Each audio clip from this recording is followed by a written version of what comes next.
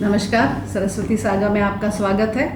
ये चैनल के माध्यम से मेरा एक प्रयास है कि सरस्वती नदी का पानी तो सूख गया, लेकिन जो ज्ञान की सरस्वती है, जो हमारी नॉलेज की सरस्वती है, हमारी ट्रेडिशन की, हमारी कल्चर की, हमारी सिविलाइजेशन की, हमारे देश की, हमारे आज की, वो पानी हमेशा बहता रहे और हम हमारी आने वाली पीढ़ियों से ये चर्चा कर सकें, उनको बता सकें। पहले के ज़माने में कहानियों के द्वारा ये एक पीढ़ी से दूसरी पीढ़ी ये बातें जाती थी, लेकिन व्हाट्सएप के ज़माने में, फॉरवर्ड्स के ज़माने में कहीं ना कहीं हम चूक गए। तो इस चैनल के माध्यम से हम सब वो चर्चा उन बातों की करें ताकि सबके स्मरण में ये बातें रहें। आज जो मैं टॉपिक आपके सामने लेके आई हूँ, बहुत ही चर्चित और बहुत ही जो हॉट कहते हैं वो टॉपिक है इंडस वाटर ट्रीटी। आज के समय में वो एक ऐसा हथियार बन गया है जो युद्ध से भी खतरनाक है। इतना पोटेंट है, इतना बड़ा वार उससे हम कर सकते हैं कि पाकिस्तान जैसा देश हिल जाएगा, और वो आज जो न्यूज़ है उसके मुताबिक हिल रहा है। तो उसी ट्रीटी के बारे में बात करेंगे। ये कहानी, इंडस वाटर ट्रीटी कहानी है 6 नदियों की, 6 मैसिव माइटी रिवर्स। 6 नदियाँ, इंडस यानी सिंधु जिससे हमें हमारा नाम मिला, कहते हैं जो इन्वेडर्स थे वो स प्रोनाउंस नहीं कर सकते, तो उन्होंने हिंदू कल्चर कहा, उससे हमारा नाम मिला। वो सिंधु नदी यानी इंडस, झेलम, चेनाब, ब्यास, सतलज और रावी, ये 6 नदियाँ। ये 6 नदियों का उद्गम स्थल हिमालयाज़ है और पंजाब, जम्मू कश्मीर, पंजाब, हिमाचल से बहती हुई ये पाकिस्तान में जाती हैं और आगे अरब सागर में मिल जाती हैं।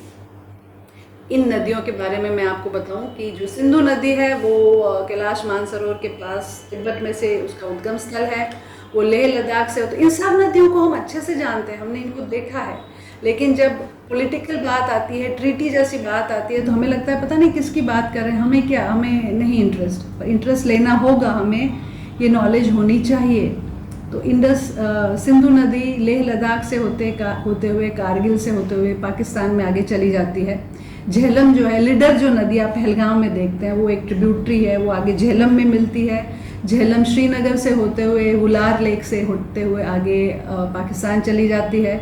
चेनाब जो नदी है वो सोनी महिवाल की जो कहानी है, सोनी इसी में तैर के महिवाल से मिलने जाती थी।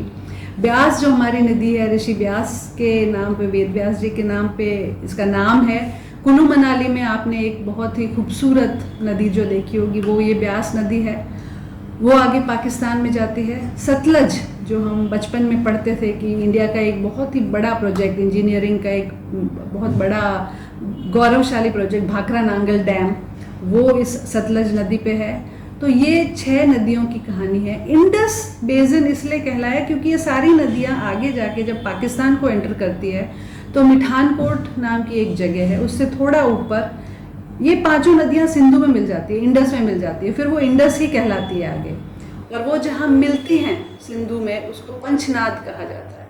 अब तो शायद उसका कुछ पंजाबी वर्जन वो ले आए हैं, बट उसका नाम पंच, जैसे हमारे यहाँ त्रिवेणी संगम है, वहाँ वो पंचनाद का स्थल है जहाँ ये 5 नदियाँ सिंधु में मिलती हैं।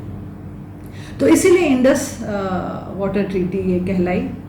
अब कहानी ऐसी है कि जब हमारे देश का बंटवारा हुआ तो पानी का भी बंटवारा करना था, तो कैसे किया जाए। तो 1948 में ये तय किया गया कि उनकी जो कैनाल्स बनी हुई थी पंजाब में और यहाँ पे कैनाल्स बनी हुई थी, उसमें जो पानी छोड़ेगा इंडिया, उतना पैसा पाकिस्तान देगा। और मेरे हिसाब से ये अच्छी ट्रीटी थी, लेकिन चली नहीं, मनमुटाव रहे, लड़ाइयाँ रही, बहुत लड़ाइयाँ हुई। तो यूएस से एक रिसर्च करने वाला आया, यूएस उस वक्त भी बीच में आता था। उसने सर्वे करके एक रिपोर्ट दी कि अगर 6 नदियों को एक माना जाए, एक बेसिन माना जाए और उनके पानी का बंटवारा किया जाए तो लॉन्ग टर्म सोल्यूशन आ सकता है। वर्ल्ड बैंक को भी ये सोल्यूशन अच्छा लगा और उसने दोनों देशों को एक साथ बिठाया। 1960 में जवाहरलाल नेहरू हमारी तरफ से, पंडित नेहरू, और उनकी तरफ से अयूब खान ने ये ट्रीटी साइन की। उसमें तय हुआ कि एक कमीशन बनेगा, इंडस वाटर कमीशन, जिसमें से एक कमिश्नर इस्लामाबाद की तरफ से, एक कमिश्नर न्यू दिल्ली की तरफ से उसमें रहेंगे और वो सारे निर्णय लेंगे। तो ये कमीशन बना, उसके तहत जो तय हुआ वो मैं आज आपको बताती हूँ कि 6 नदियाँ थी। ऊपर वाली जो नदियाँ थी वो वेस्टर्न रिवर्स और नीचे वाली ईस्टर्न रिवर्स। ऊपर की 3 नदियाँ सिंधु, इंडस, झेलम और चेनाब, वो सारा पाकिस्तान गया। इसमें एक और जो अन्याय की जो शुरुआत होती है मैं आपको बताती हूँ। जो ये 3 नदियाँ पाकिस्तान को दी गई, झेलम, चेनाब और इंडस, और 3 नदियाँ इंडिया को दी गई, रवि, सतलज और ब्यास। पाकिस्तान वाली नदियों में जो पानी की मात्रा थी वो थी 91 बिलियन क्यूबिक मीटर, और इंडिया वाली साइड की 3 नदियों की जो पानी की मात्रा थी वो 44 बिलियन क्यूबिक मीटर आधी।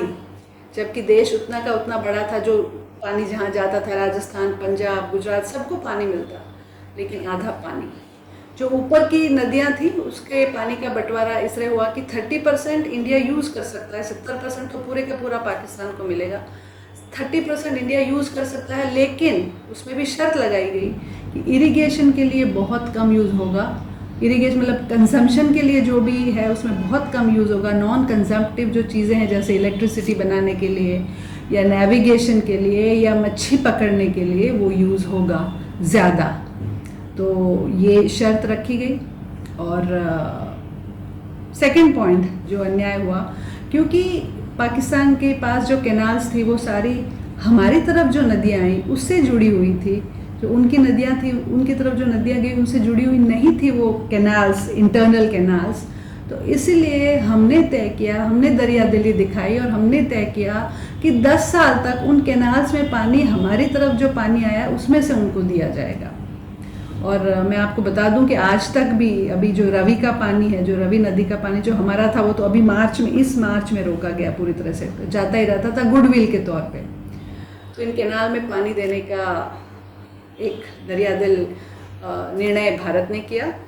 और जो उनकी जो नदियाँ थी वेस्टर्न, उनको कैनाल से जोड़ने के लिए पैसे चाहिए थे, तो वो पैसे भी भारत देगा ऐसा तय हुआ। और वो पैसे कुछ 6 करोड़ 20 लाख स्टर्लिंग पाउंड या 125 metric tonne of gold Bharat ने देना तय किया। तो उस वक्त से पाकिस्तान पैसे लेता ही आया है। उसके बाद भी ये पैसे उसे कम पड़े तो 6 देशों ने मिलके, वो जो देश थे Australia, New Zealand, UK, USA, West Germany, उस वक्त वेस्ट जर्मनी था, ये सब ने मिलके फिर एक फ़ंड बनाया जो इंडस वैली डेवलपमेंट फ़ंड है। वो फंड से उसने वो काम चलाया। तो ये इस तरह से पानी का बंटवारा हुआ, अन्याय हुआ उस वक्त। कमीशन ये तय करता है, इस्लामाबाद से पूछ के आपको पानी छोड़ना है, कब पानी छोड़ना है, कितना छोड़ना है, कब रोकना है, ये सब सेवाएं हमें देनी है। और हमारे हिस्से जो पानी आएगा वो सिर्फ 30% में से भी कुछ इरिगेशन के लिए। जम्मू कश्मीर की पब्लिक, तो मैंने जब रिसर्च ये की तो मुझे पता चला कि वो कब से इसके खिलाफ नारे लगा रहे हैं कि हमें पानी नहीं मिल रहा, हमारा पानी जा रहा है, रोक इस ट्रीटी का रिव्यू करिए, ये न्यायपूर्ण ट्रीटी नहीं है। वो कोर्ट में भी गए हैं, लेकिन हुआ नहीं, इसका कोई सोल्यूशन नहीं आया। अब रोकी गई है और वहाँ पे चोट पहुँचाई है जहाँ दर्द बहुत होगा। तो रिव्यू के लिए हमेशा इस पे काफ़ी डैम्स हाइड्रो इलेक्ट्रिसिटी के लिए भी बने, बागलियार डैम जो है या किशनगंगा डैम जो है, ये बने हुए हैं इस पे डैम्स हाइड्रो इलेक्ट्रिसिटी बनाने के लिए। वो अब पानी रोकने के लिए आप जो न्यूज़ में देख रहे हैं कि कभी चेनाब में छोड़ा जा रहा है, कभी रोका जा रहा है झेलम में, ये उन्हीं डैम्स का उपयोग किया जा रहा है। पानी जब एक कंसिस्टेंसी में ना आए तो वो नुकसान ज़्यादा पहुंचाता है। पाकिस्तान का जो क्रॉप है, कॉटन क्रॉप इनका मेन है, अभी बुआई होगी उसकी। तो आप अगर सोचते हो कि कितना पानी रोक पाएंगे, ये नहीं होता। अगर उस कॉटन क्रॉप को पानी चाहिए, 2 बाल्टी अगर उसको पानी चाहिए तो 2 बाल्टी पूरा उसको चाहिए। अगर आप उसको उसमें से 1.5 बाल्टी ही दोगे तो वो क्रॉप सही नहीं होगा, वो बिगड़ जाएगा, क्वालिटी बिगड़ जाएगी। और पाकिस्तान का मेन क्रॉप अभी कॉटन है और उसकी बुआई, तो नुकसान पहुंचेगा। पानी तो जीवन है और उससे नुकसान पहुंचेगा।